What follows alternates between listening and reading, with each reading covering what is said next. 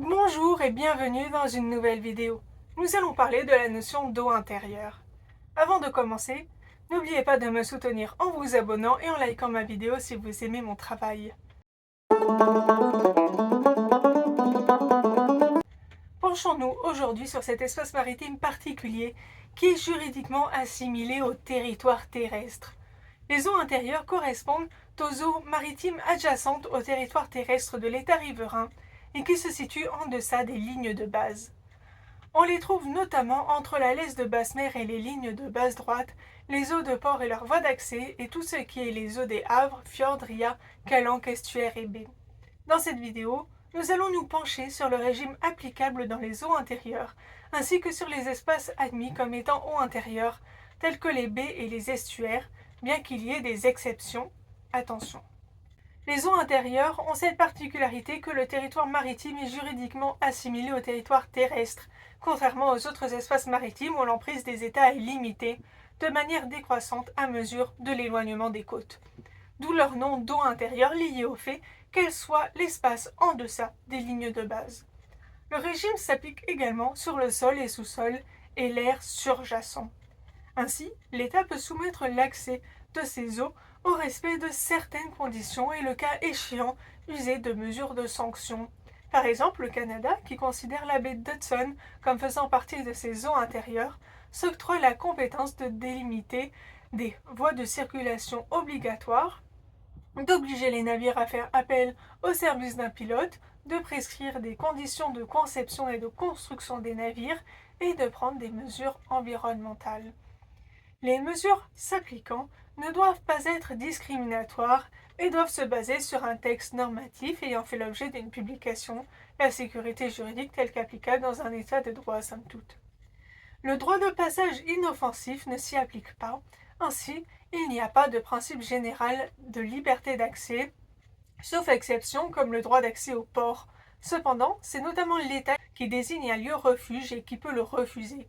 Ainsi, par exemple, le cargo Ruby transportant une cargaison de nitrate d'ammonium est présenté comme une bombe flottante et a essuyé de nombreux refus de ports européens en octobre 2024, avant qu'un port du Royaume-Uni n'accepte sa venue. Passons maintenant à la question où se trouvent les eaux intérieures. La France possède des littoraux où il n'y en a pas, comme sur une bonne partie du golfe de Gascogne où le littoral est régulier. Elle possède également des côtes échancrées, comme en Bretagne, où les lignes de base suivent l'aspect général des côtes. Il y a également de nombreux estuaires. Dans leur cas, la limite transversale de la mer coïncide la plupart du temps avec la limite de salure des eaux qui sépare le domaine public maritime et le domaine public fluvial en droit français, comme c'est le cas de l'estuaire de la Gironde. Enfin, il y a le cas des baies. Il existe trois types de baies.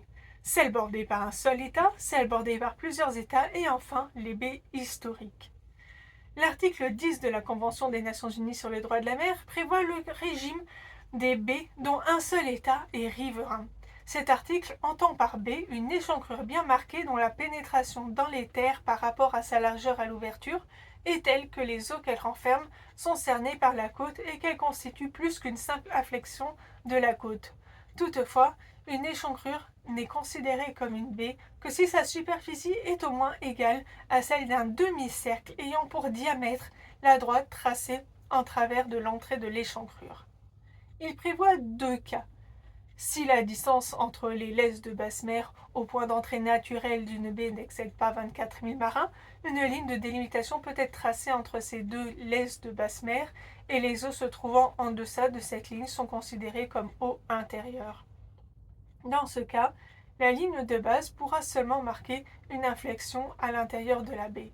Ou, lorsque la distance entre les laisses de basse mer au point d'entrée naturel d'une baie excède 24 000 marins, une ligne de base droite de 24 000 marins est tracée à l'intérieur de la baie de manière à enfermer l'étendue d'eau maximale. Cela signifie qu'une ligne de base droite pourra être tracée de manière à fermer la baie sans inflexion vers l'intérieur. La Convention ne prévoit pas le cas des délimitations d'une baie bordée par plusieurs États, qui doit donc se résoudre diplomatiquement par voie d'accord entre les différents États riverains. Dans le cas de ces baies, il n'y a pas d'eau intérieure, seulement la mer territoriale des différents États riverains. Parmi ces baies, Nous retrouvons par exemple le golfe d'Aqaba en mer Rouge, entre Israël, l'Égypte, la Jordanie et l'Arabie saoudite, ou encore la baie de Fonseca. La solution retenue pour cette dernière par la Cour de justice centra-américaine en 1917 et reconnue par la Cour internationale de justice est originale. Les trois États riverains, le Salvador, le Honduras et le Nicaragua, exercent une souveraineté conjointe. Abordons à présent le cas des baies historiques. Celle-ci constitue une exception à l'article 10 prévu par la Convention. Les dispositions précédentes ne s'appliquent pas aux baies dites historiques, ni dans les cas où la méthode des lignes de base droite prévue à l'article 7 est suivie. Pour obtenir le statut de baie historique, l'espace ne doit donc pas répondre aux conditions citées précédemment, mais à trois autres conditions dégagées par la jurisprudence de la Cour internationale de justice dans l'affaire des pêcheries anglo-norvégiennes, qui les reconnaît comme des eaux que l'on traite comme des eaux intérieures alors qu'en l'absence d'un titre historique, elles n'auraient pas ce caractère. Le caractère historique d'une baie est ainsi déterminé par trois éléments: un exercice effectif de la souveraineté de l'État côtier sur les eaux en question, un usage établi de façon séculaire, en d'autres termes un exercice paisible et continu de cette souveraineté, et enfin l'acquiescement même tacite des États tiers.